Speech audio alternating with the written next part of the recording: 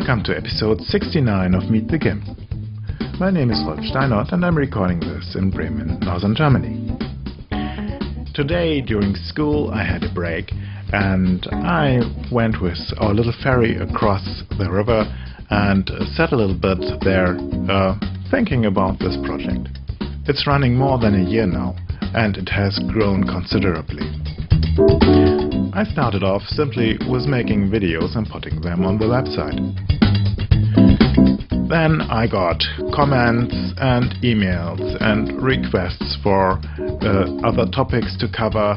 I had to do some research. I had contributors with videos. I had contributors to the blog. I added a forum and so on. Just recently, Philippe came on board and now we are doing 2 tracks of Meet the GIMP, 6 shows a month. So Meet the GIMP has grown a lot in this year and some month, and I think it's time to change a bit of the structure. It's way too big now for me to manage this alone. I would have to use these techniques that I use to manage my school stuff. To-do lists and keeping track of a lot of things and so on. This would be too much like my work, and then the fun would go out. So I'm looking for people to help here.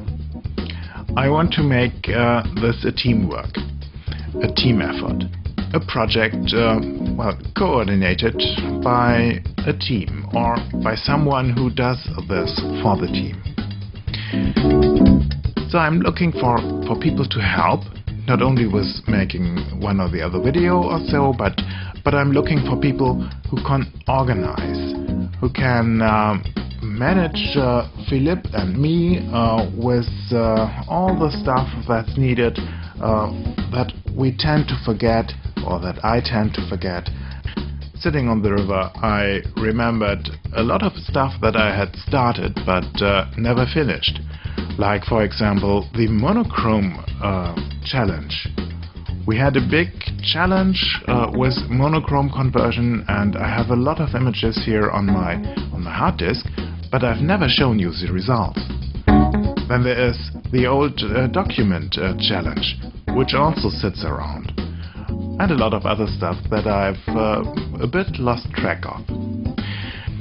If you are interested in helping out, if you have the people skills to help us organize this, to set up a system that we can keep track and to prod us a bit or so, just drop us a note at info@meetthegimp.org.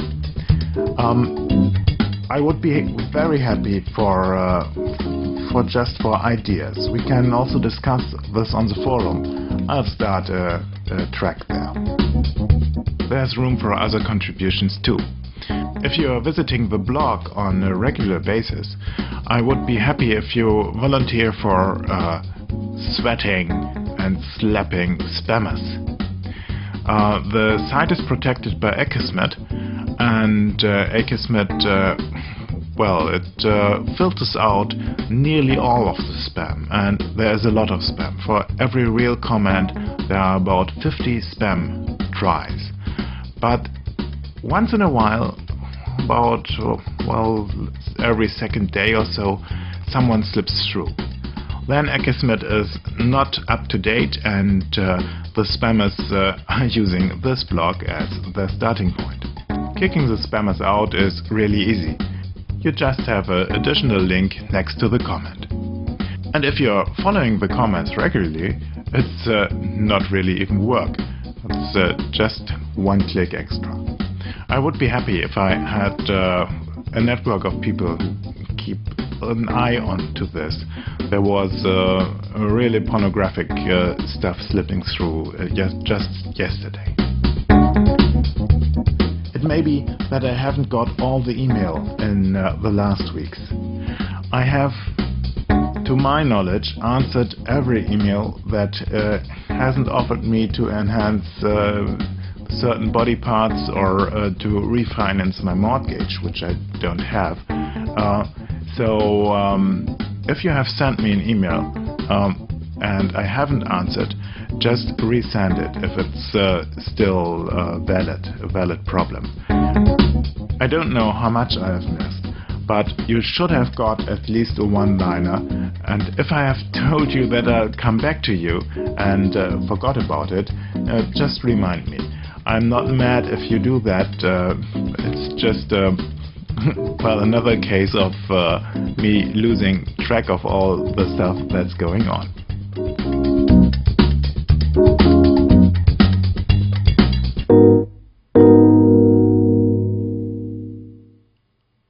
If you have followed the last shows, then you see that I have replaced my jiggle button, which was here, with the dodge and burn tool. I have dissed this tool a bit and haven't used it a lot, but now let's try it. The name dodging and burning, the name dodging and burning comes from the darkroom times. Dodging means you put something in between the photographic paper and your enlarger, the source of light, and block the path of light, and so you make something brighter. You're working with a negative, and so where light goes onto the photographic paper it turns dark, so getting the light away, dodging it, is making something brighter. Burning is just the opposite. Burning is big time dodging. You make a mask out of paper or cardboard and cut a hole into it, and then you put this mask into the enlarger, into the light stream from the enlarger, and then you wiggle it a bit and let only light through in certain areas of the image. And this is called burning because the additional light that you put in this area really burns the paper black. And so this is this name, which has no real meaning in the digital time. So let's look what we can do with that. I have chosen this image here. I'm not sure if burning and dodging is the right thing for this, but let's just try it. I mostly didn't use this tool, but a different technique for dodging and burning. I added a layer, set it to transparency, and to overlay mode. And when I now choose a paintbrush here and black, I could go down with opacity to make the effect not that strong. I can just paint over this here, and you see this gets darker. This is now dodged. The contrast rises and so on. I can, on the other hand, switch my pen to white and just make this brighter.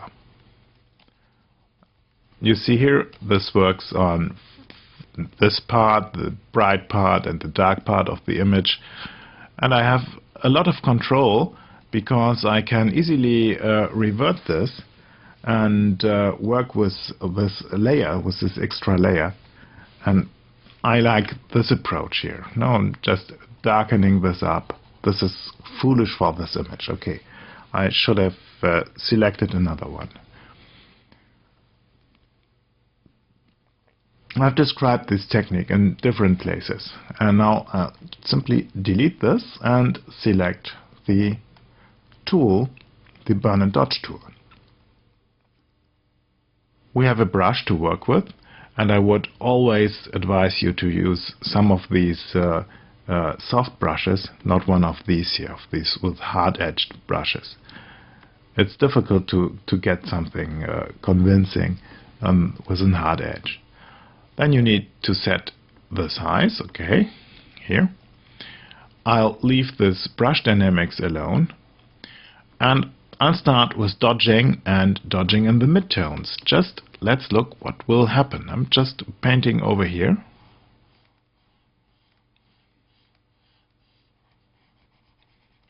So this is basically the same effect as we had. Now I go back, undo, and now I'll dodge the shadows. You see here, the rope is more or less unchanged. Only this metal here changes. So this would be a good option if I want to brighten up here the metal, or darken down the metal. Then I could just work along here the border and don't change the rope. It changes a little bit, but well, this is not very dark and this is not very bright. So let's undo this too and go to the highlights. Here the background should stay more or less as it is, and the rope should go brighter. It does. So this brightens up a little bit and this gets brighter. You see it here.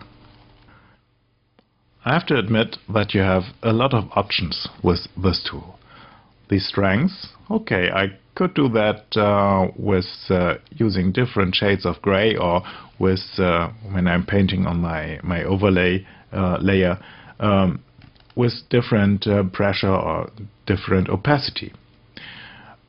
This would be this here. This selective working on shadows, midtones or highlight, that would need a little bit more work with making a mask which just leaves the rest of the image alone. Switching between dodging and burning, well, it can be done with a control key here. And now I'm pressing control, now I'm releasing control. This can be done in the other way, simply with X, switching between white and black in the foreground. So this is the same. These advantages here, in my opinion, are contradicted by one big fault. This is destructive. I simply can't use now the opposite tool here to get this back to normal. In the other way, if I have done this on the overlay mask, or on the overlay layer, I could simply take the eraser, erase this, and then I would have the original here. So this is, like a lot of other stuff in GIMP, simply a matter of taste. With this tool you have more comfort. You can select here where you want to work on. And you have to not to make an additional layer and so on. But I like the approach with the additional layer more, because I can easily reverse the stuff that I have done. I can correct overpainting parts where I've overpainted or so, without having to undo everything in the undo stack. I can simply paint the opposite or use the eraser. And then, of course, I have the control about the overall strength of the effect with simply adjusting the opacity of my overlay. For setting the record straight for my method, I'll show you how I would tackle this problem with setting the burn and dodge mode only for the highlights, for the dark areas and for the midtones. I wouldn't start simply with making overlay a transparent layer in overlay mode. I would start with a copy of my layer here. I want to clear the image area, but I want to have a grayscale image in the layer mask. So I add a layer mask and I add the grayscale copy of the layer. Here it is. Now I select all of the image. I forgot something. I have forgot to add here an alpha channel. When I now select with Ctrl A everything in the image and press del, then I have removed the image, but I have made this a white area. You see here, it's just white. So now I'm adding an alpha channel, add an alpha channel, and doing the same thing again, Ctrl A and delete. Now I have a transparent area here, and as a mask, the grayscale copy of my image. And now I'll set this to overlay and double it twice, because I want to have here the highlights,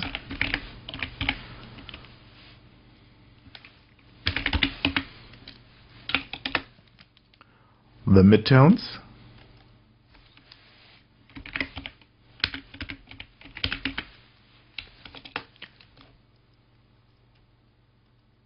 and the dark areas, or shadows, what I call shadows. Where the layer mask is white, let me first just show the layer mask here. Now we are working on the layer mask and it is shown here. The effect works where the layer mask is white, and it doesn't work where it's black. And where it's gray, the effect works in between. And here I want to work on the dark parts of the image. This is plainly wrong, but this can be changed easily. I just select the curves tool, go in here, and now I pull down the white side and pull up the black side. Now I have the negative. I could have done that with colors invert. And now I change the curve in a way that the parts that I don't want to affect are black,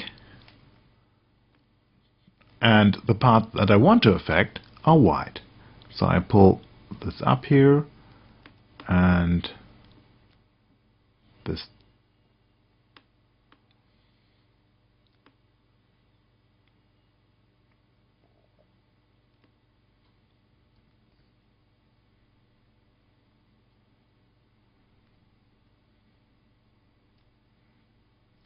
and so I can customize the effect that I want to reach. I think this is okay here. When I'm now deselecting Show Layer Mask and go back on here, when I'm painting in black, let me just get my paintbrush. When I'm painting in black, you see here, this works only on the dark parts of the image.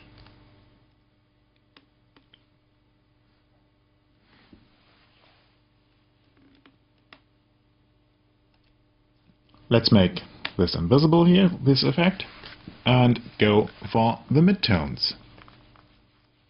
Also here I'm working on the layer mask. I click on Show Layer Mask, sorry, wrong button. I go on Show Layer Mask and edit it, and I use the Curves tool. Again, I want to have the stuff white that I want to work on. White is here on top. I want to have the stuff black that I don't want to work on, and this would be the highlights and the lowlights, the shadows. But I want to work on the midtones. Pulling this up. Looks a bit strange here, but I can make it a little bit more narrow where I want to work and where I want not to work on. So I can tune this a bit here. This is also a nice effect, isn't it? Okay. And when I'm now switching off here this, Show Layer Mask, and go onto here and paint with black, you see here this affects only the rope and here a part, a little bit of a part. So I can adjust which area I want to have affected of this. And I can say, oh, this effect is too strong. I just reduce here my opacity. I have way more control. Okay, last thing, I could leave this as an exercise for the viewer, but let's just do it. Go to Show Layer Mask, go to the Curves tool, click on the Curves tool, and here we don't have to invert, we have the full thing here. Just pull this up to get more of the rope into it, pull this down to get more out of it, to enhance the contrast. And now I have a selection which just covers the rope and certain parts of that, perhaps a bit more like this here. So I can fine-tune this here to the stuff that I want to have. Now let's look how this works out.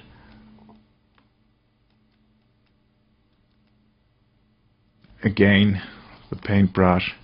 You see here, okay, here you won't see much here because this is already very wide, but I'm working on the parts of the rope that are brighter than a certain amount. So I think after this I will use this tool, the burn and dodge tool, for a quick repair somewhere. But for the real thing, for full control over burning and dodging, even in small details and so, I would use the overlay layer or layer and overlay mode and making a mask if needed, painting on it with white or black, or even shades of gray. That's also possible. If you choose a shade of gray, the effect is smaller than when you use white or black.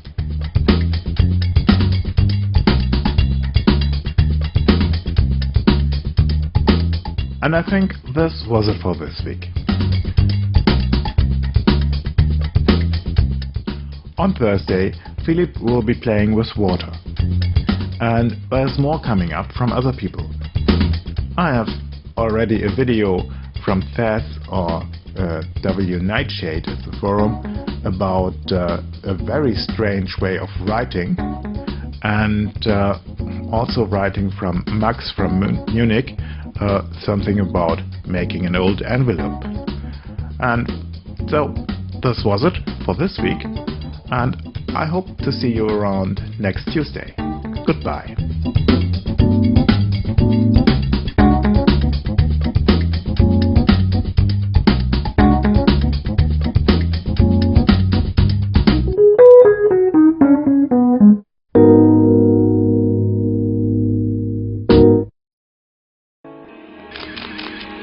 photocastnetwork.com, your photography resource in the potosphere.